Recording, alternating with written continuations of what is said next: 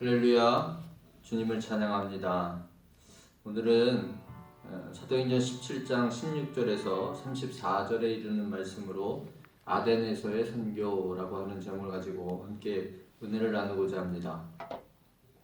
우리는 빌립보에서의 바울의 선교 상황을 보면서 다시금 주님의 말씀을 듣고 주님을 영접하는 그런 회심의 모습들을 보았습니다. 들을 귀가 열린다라는 것이 참으로 중요한 것이죠. 그리고 그 들을 귀들을 위해서 우리는 어느 때든지 어디서든지 간에 전하는 그런 입술과 발이 되도록 애써야 함도 잊지 마시기 바랍니다. 한 가지 더 경고가 있었지요. 듣지 못하는 이의 모습입니다. 세상 정욕에만 빠져 있는 이는 진리가 전해져도 들을 수 없다는 것입니다. 이 점도 다시금 새기시기를 바랍니다. 오늘은 데살로니가와 베레아에서의 복음 전도 상황을 건너뛰고 1절부터 15절까지 내용인데 곧바로 아덴으로 넘어왔습니다. 그 이유는 내용상 이전의 전도 상황과 크게 다를 것이 없었기 때문입니다. 그래도 간단히 핵심적인 상황을 좀 말씀드리고 넘어가자면 바울 일행은 여전히 회당을 중심으로 복음을 전했고 이방인들은 복음을 대체로 잘 받아들이는 반면에 일부 유대인들이 꼭 과격한 반응을 보이는 것이죠. 그래서 그들의 박해를 피해 떠날 수밖에 없는 그런 상황이 반복이 되는 것입니다.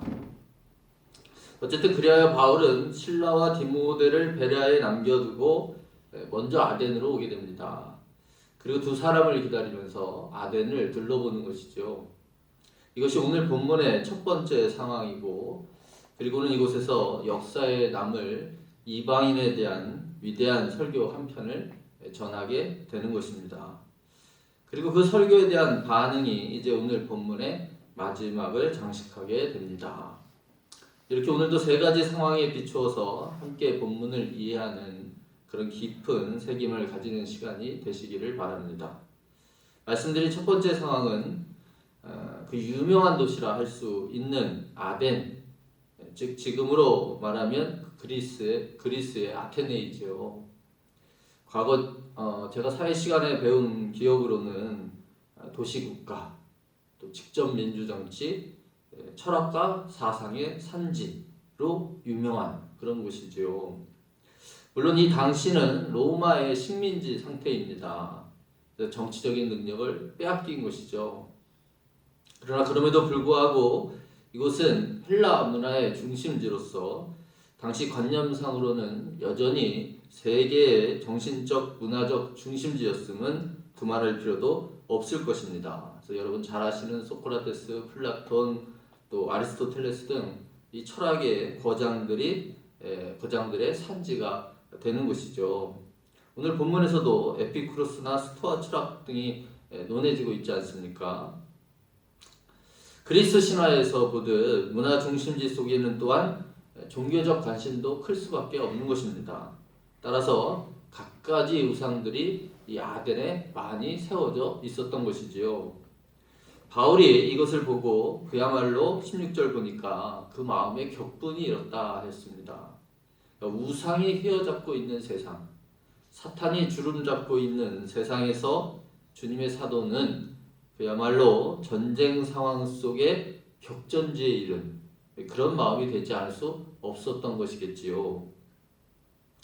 우리가 영적으로 이런 것을 느끼는 힘이 있어야 합니다. 세계 관광지에 가서 그 도시의 화려한 외관과 또 건축 양식에 그저 혀를 내두르기보다는 그 내면에 감추어진 악한 영적 세력을 느낄 수 있어야 한다라는 것입니다. 이런 것이 느껴져야 선교의 도전을 받게 되는 것 아니겠습니까? 아멘.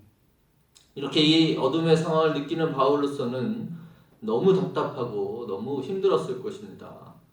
그러나 그 마음을 감추고 전열에 불타오르는 심정을 뒤로 한 채 그는 그의 사역을 계속해서 이어나가는 것입니다.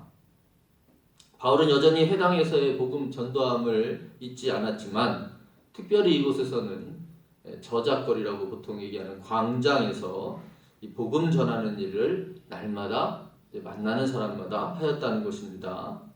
그러다 보니까 당시 유명한 철학자들과도 논쟁하지 않을 수 없게 된 것입니다. 그래서 에피쿠로스 학파, 아까도 말씀드렸지만 보통 행복을 추구한다고 하는 그런 학파와 스토아 학파, 조화 사상이 중심인 그런 두 가지 학파가 오늘 본문에 등장합니다. 당대 대표적인 두 개의 헬라 철학자들인 것입니다.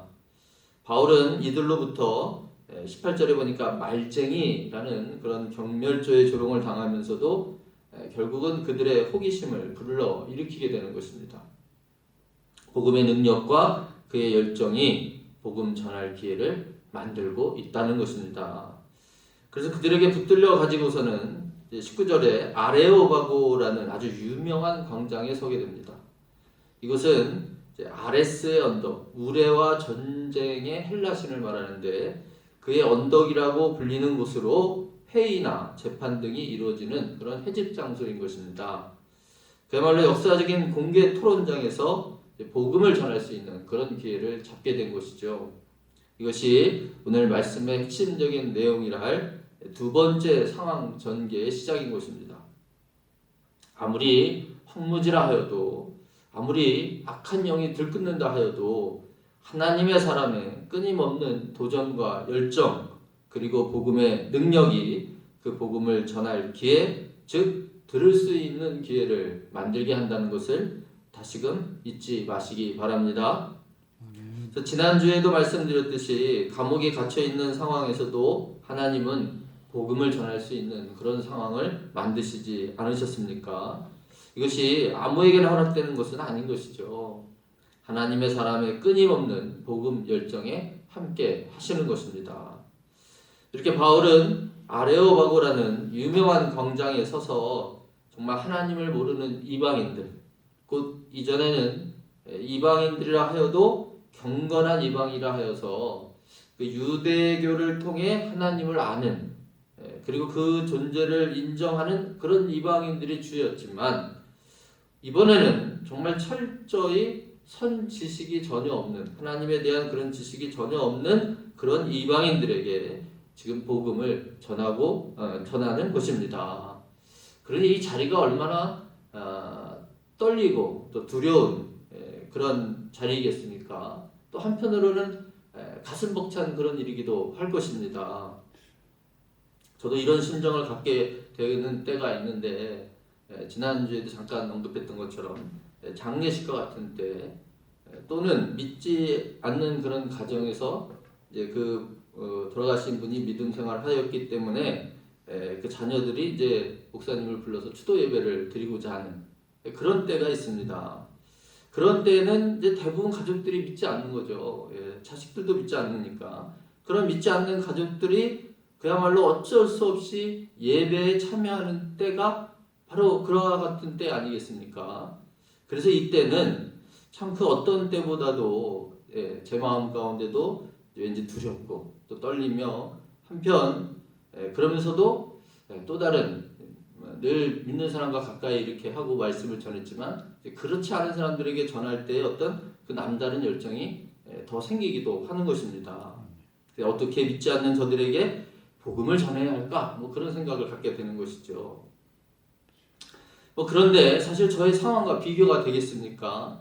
이 세계 사상의 중심지라고 하는 곳에서 정말 이름난 철학자들이 거쳐간 이 토론장에 바울은 홀로 서 있는 것입니다. 물론 성령이 함께 하시겠지만 말이죠. 22절 이하에서 31절까지가 그 아레오바고의 바울의 설교의 내용인 것입니다. 첫 번째로 살펴볼 것은 어쩌면 당연하다 하겠지만 이 유대 역사를 인용함으로 시작하지 않는다는 것입니다. 왜 그랬겠습니까? 오늘 듣는 이 청중들에게 그야말로 무의미하기 때문인 것이죠. 이 메시아 개념을 모르는 이들에게 메시아 사상, 그리스도를 말한다 한들 과연 무슨 소용이 있겠느냐라는 거예요. 오히려 이런 개념을 이해시키도록 긴 설명을 해야 되지 않겠습니까? 그러다 보면 지루하고 거부감만 일으킬 수 있는 것입니다. 이를테면 성도 여러분, 우리가 예수 천당 불신 지옥 다 잘 아시죠? 이 참으로 간결한 아주 복음 전도의 메카 같은 이 표어를 우리가 얘기하지만, 근데 이 표어가 어떤 이들에게는 대단히 불쾌감과 거부감을 주기도 한다는 것입니다. 그래서 상황에 따른 지혜가 필요하다라는 것이죠. 들을 귀를 열도록 소통할 수 있는 그 어떤 매개나 그러한 말이 필요한 것입니다. 이 바울이 시작하는 말을 좀 보십시오. 22절이죠. 아덴 사람들아 너희를 보니 범사에 종교심이 많도다. 여러분 이게 무슨 뜻입니까? 무슨 말입니까? 사실 바울은 아덴에 오자마자 너무 많은 이 우상 신상들을 보고서 격분했다 그랬어요. 그렇죠? 그런데 그 마음을 이렇게 돌려서 지금 그들에게 전혀 다른 식으로 전하고 있는 것입니다. 야, 이렇게 우상신들을 섬기니 니들이 망했지 하면서 저 우상을 다 때려 부셔라. 뭐 이렇게 그야말로 이제 적극적으로 이제 대처하는 것이 아니고 이제 그 마음을 숨겨서는 너희들은 평소에 종교심이 많구나. 즉 신을 찬미하는 마음이 많구나. 이렇게 칭찬하는 소리로 바꾸어서 그 말의 시작을 열고 있다라는 것입니다. 참 지혜롭지 않습니까? 그렇게 접촉점을 찾아가는 것입니다. 그것은 그가 말하듯 23절에 내가 두루 다니며 너희가 위하는 것들을 보다가 알지 못하는 신에게라고 새긴 단도 보았으니 그랬어요. 여러분 지피지기면 백전불태, 뭐 우리가 아는 상식으로 백전백승 이렇게 얘기하죠. 이 적을 알기 위해서 열심히 그들이 찬양하는 것에 대해서도 알려고 하였던 것입니다. 바울이 그랬다라는 거예요. 그리고 그 안에서 이제 접촉점을 찾은 것입니다. 그가 전할 복음이 담길 그릇을 새로이 그렇게 만들었던 것입니다. 그것은 바로 알지 못하는 신이라는 곳에 있었던 것이죠. 헬라인들은 어떤 신이든지 그에게 관심을 두지 않음으로써 그 신을 경록케 하는 것을 두려워했다는 것입니다. 그리하여 그들이 미처 인지하지 못한 신에게 알지 못하는 신 이렇게 라벨을 붙임으로써 그러한 실수를 막고자 하였던 것이죠. 바울은 이를 이용하는 겁니다. 그래서 즉 내가 그 신을 알려주겠다. 즉 유일한 참 하나님을 증거하기 위한 이 접촉점으로 이 알지 못하는 신이라는 것을 삼았던 것입니다. 그리고서는 하나님을 설명하는 것이 이제 24절에서 27절까지의 내용입니다. 어떤 분으로 설명하고 있습니까? 먼저 창조주이심을 말씀하고 있죠. 그래서 범신론적인 스토아파 견해와 아주 대조를 이루는 것 아니겠습니까? 그들이 사용하는 개념을 사용해요. 우주라는 그런 말을 쓰면서도 그 모든 만유를 지으신 천주의 주제자가 하나님이시라는 것입니다. 그리고는 이 하나님은 그들이 생각하듯 손으로 지은 전, 즉 신전에 거하지 않음을 또한 이루는 것이죠. 그렇게 신전에 거하지 않듯이 무언가 부족해서 사람들로 하여금 섬김을 받아야 하는 그런 존재가 아니라는 것입니다. 오히려 만민에게 생명과 호흡을 친히 주신 분으로서 우리가 의지해야 할 대상임을 분명히 밝히는 것입니다. 아멘. 모든 것 위에 계신 분, 만유 위에 계신 분이시다라는 거죠. 아멘. 이것만으로도 이 말을 듣는 당시 사람들에게는 굉장한 충격이 있었을 것입니다. 신에 대한 생각 자체를 뒤바꾼 거죠. 그래서 그들이 하고 있는 그러한 행태들을 지금 사실상 비판하고 있기 때문이죠. 신전을 세워서 신을 모시고 우상을 모시고 하는 그런 것들을 지금 사실상 비판하고 있는 거 아니겠습니까? 결국 하나님은 사람이 만든 신, 곧 종교가 아님을 분명히 하고 있는 것입니다. 아멘. 그러고 나서는 이 신, 하나님과 떨어질 수 없는 인류 역사를 밝히는 것입니다.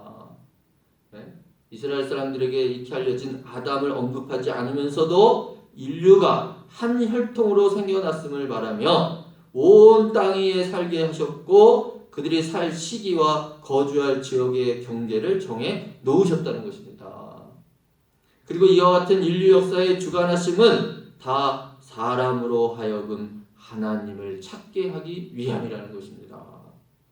더듬어 찾기만 하면 사람이 하나님을 만날 수 있다는 것이죠. 왜냐하면 사실 하나님은 우리 각 사람에게 멀리 떨어져 계시지 않기 때문이라는 것입니다.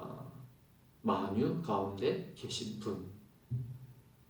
이에 대한 증거로 바울은 또 그들이 가진 예를 통해 당대의 시를 인용하는 거예요. 그러면서 증명하고자 하는데 28절이죠. 너희 시인의 말처럼 우리가 그의 소생이라 하는 말이 바로 그것입니다. 그의 소생, 즉 하나님의 자녀라고 지금 너희가 말한 바와 같이 우리는 하나님 안에서 살고 움직이고 존재하고 있다는 것입니다. 그러니 그분은 결코 멀리 계신 것이 아니라라는 것이죠. 사람의 역사는 하나님과 더불어 존재하는 것입니다. 그리고 이제 결론을 내립니다. 29절입니다. 그러므로 신의 자녀가 이렇게 하나님과 함께하는 사람이 어찌 신을 사람의 기술과 고안으로 금이나 은이나 이 돌에다가 새겨서 그렇게 만든 것과 같다라고 생각할 수 있겠느냐라는 것입니다. 이것은 다른 말로 하면 너희들이 지금 새긴 이 우상들은 다 가짜다라는 것이죠. 아멘. 그것들은 신일 수 없다는 것입니다. 아멘. 사실 이것들이 나를 격분케 하였다라는 것을 지금 이제 간접적으로 밝히고 있는 것입니다. 그러고 나서는 이제 그야말로 회개하기를 촉구하는 것입니다. 모르던 때에는 하나님께서 이 같은 무지함을 용서하셨지만 곧 그런 우상 숭배를 넘어가셨지만 이제는 내가 선포하여 너희가 듣는 이 시점에는 그 모든 잘못을 다 고하여 진정한 신인 하나님 앞에 굴복하라는 것입니다. 즉 회개하라는 것입니다. 왜 그렇게 해야 합니까? 더 이상은 하나님이 좌시하지 않을 심판날을 정해 놓으셨기 때문이라는 것이죠. 이것을 어떻게 하느냐? 이제 여기다 예수님을 말하는 것입니다. 정하신 사람, 곧 천하를 공의로 심판할 자로서 그의 부활로 이를 증거하셨다는 것입니다. 31절이죠. 그러니까 하나님께서 예수를 부활시킴으로 인하여 모든 사람에게 믿을 만한 증거로 주셨음을 바울은 끝으로 증언하고 있는 것입니다. 그런데 여러분 끝끝내 바울은요 예수의 이름을 속 시원히 밝히지는 않았습니다.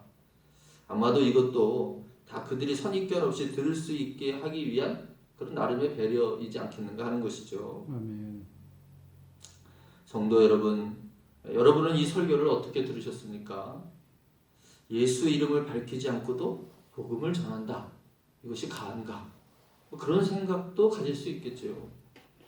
그러나 저는 오히려 이러한 접근이 불신자들로 하여금 더 궁금증을 자아내게 하는 이 증거가 되시는 분이 과연 누구인가? 즉 그렇게 예수님을 더 찾게 만드는 그런 점에서도 매우 지혜로운 설교라고 생각합니다. 아멘.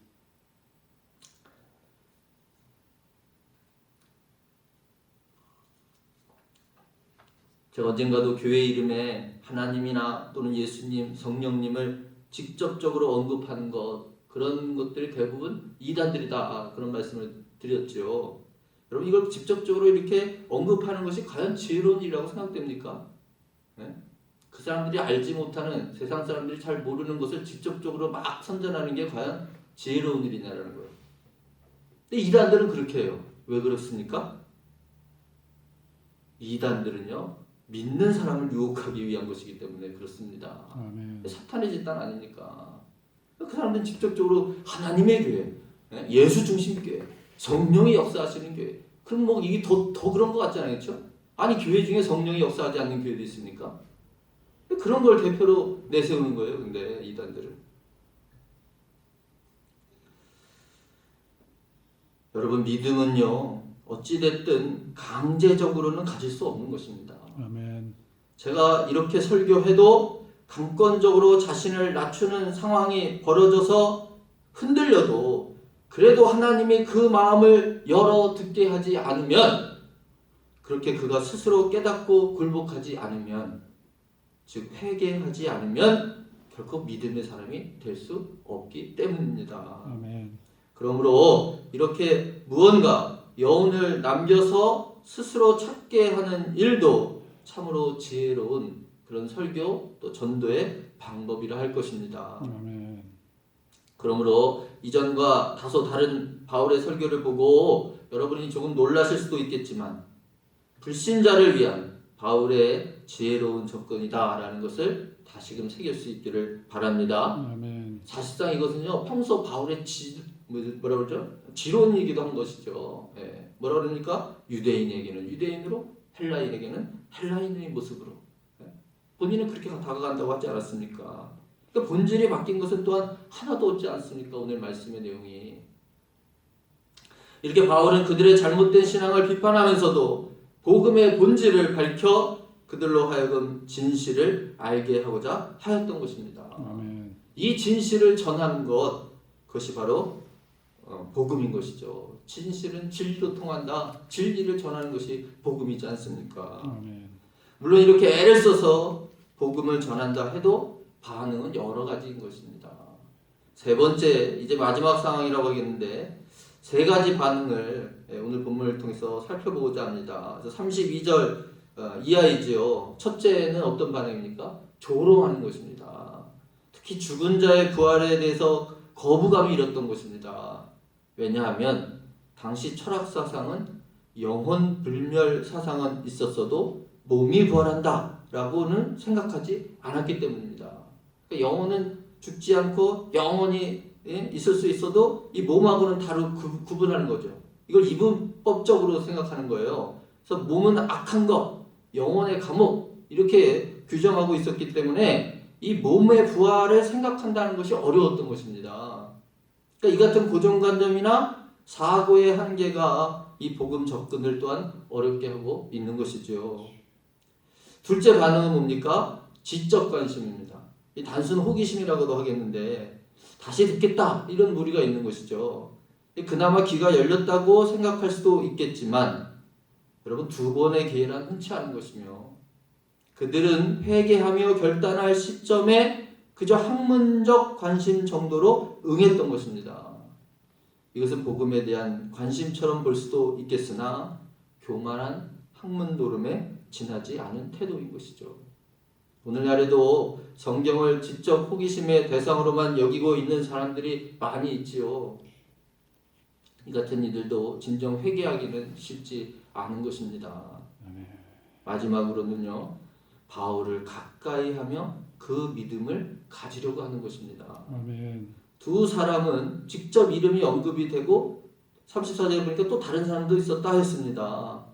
숫자가 전처럼 많은 것처럼 보이지는 않는 것입니다. 이전에 다른 곳의 반응에 비하면 그래서 약하다 할 수도 있겠지만 그러나 이 몇 사람에게 분명하게 씨앗이 뿌려졌습니다. 아멘. 그 나중에 열매는 상상할 수 없는 것 아니겠습니까, 여러분? 아멘. 많이 뿌렸다고 많이 열매를 맺는 것이 아니지 않습니까? 사랑하는 성도 여러분, 여러분은 오늘 어떤 말씀이 들리셨습니까?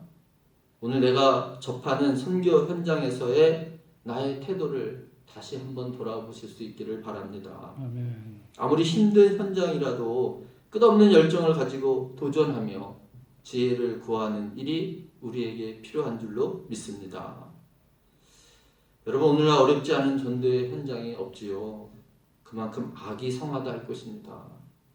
그러나 바울처럼 격분한 마음까지도 다스려 더한 열정과 지혜로 우리 이웃을 계속해서 믿음의 길로 인도해 가야 할 것입니다. 아멘. 눈앞에서 떠나고 조롱하고 기만하여도 그래도 단 한 사람, 새로운 디오누시오와 다마리를 위해서라도 우리는 애써야 하는 것입니다. 왜냐하면 그 한 영혼이 천하보다 귀한 나와 같은 하나님의 자녀이기 때문입니다. 아멘. 내 형제들이 지옥 가는 것을 여러분 보시겠습니까? 우리가 진짜 믿음으로 살아야 할 때인 줄로 믿습니다. 아멘. 그리고 선교적 사명을 결코 잊어서는 안 됩니다. 아멘. 나만을 위한 자기 위안을 위한 신앙은 우리의 믿음이 아닙니다. 그래서 오늘 헬라인들의 여느 종교와 다름없는 것입니다. 사랑하는 성도 여러분, 끝까지 포기하지 않고 인내하며 다시 열심을 품고 그리고 좀 더 지혜롭게 참 진리 우리 주님을 전하는 저와 여러분이 되시기를 주님 이름으로 축원합니다. 아멘. 아멘. 기도하겠습니다. 아버지 하나님, 아버지 참으로 우리에게 허락하신 이 선교적 사명을 우리가 어찌 감당해야 하겠습니까?